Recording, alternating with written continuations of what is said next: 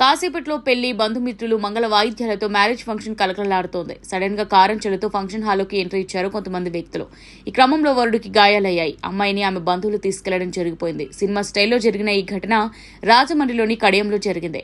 తూర్పుగోదావరి జిల్లా కడియంలో ఈ ఘటన జరిగింది. కడియం గ్రామానికి చెందిన బత్తిన వెంకట్ నందు ఉమ్మడి గుంటూరు జిల్లా నరసరావుపేటలోని ఒక కళాశాలలో డిప్లొమా చదివాడు. అదే సమయంలో కర్నూలు జిల్లా చాలగమర్రి మండలం గొడుగనూరు గ్రామానికి చెందిన గంగవరం స్నేహ అక్కడే చదువుతోంది. నందు స్నేహ మధ్య పరిచయం కాస్త ప్రేమగా మారింది. చదువు తర్వాత మ్యారేజ్ చేసుకోవాలని నిర్ణయించుకున్నారు. కాకపోతే పెద్దలు ఏమంటారని భయం మాత్రం ఇరువురిని వెంటాడింది. అనుకున్నట్టుగానే ఈ నెల 13న విజయవాడలోని దుర్గగుడిలో పెళ్లి చేసుకున్నారు నందు స్నేహ.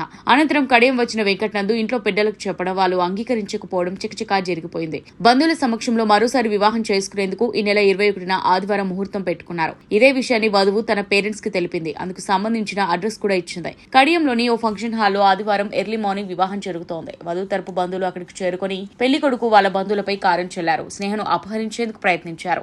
దీంతో పెళ్లి కొడుకు వారిని అడ్డుకున్నారు. ఈ క్రమంలో నందు బంధువులకు తీవ్ర గాయాలయ్యాయి. అక్కడి నుంచి పెళ్లి కూతురిని తీసుకుని వెళ్లిపోయారు వాళ్ళ బంధువులు. ఈ ఘటనపై బత్తిన ఫ్యామిలీ సభ్యులు పోలీసులకు ఫిర్యాదు చేశారు. కేసు నమోదు చేసిన పోలీసులు దర్యాప్తు మొదలుపెట్టారు.